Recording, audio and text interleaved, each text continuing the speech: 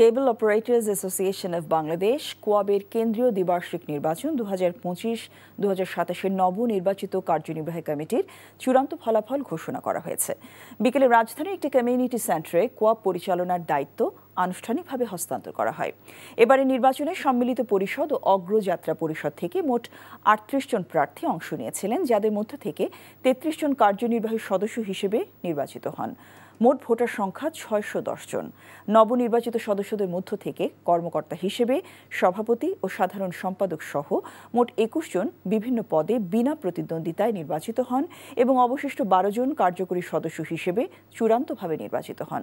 নতুন কমিটির সভাপতি ও সাধারণ সম্পাদক হিসেবে এবিএম সাইফুল হোসেন সোহেল ও সৈয়দ মোশাররফ আলী চঞ্চল নির্বাচিত হন।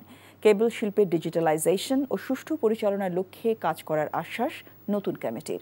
অনুষ্ঠানে এনটিভি সহ বিভিন্ন টেলিভিশন চ্যানেল নবনির্বাচিতদের ফুলেল শুভেচ্ছা জানান। বান্ডেল থাকলে প্রতি সেনমানিতে টাকা বাঁচবে।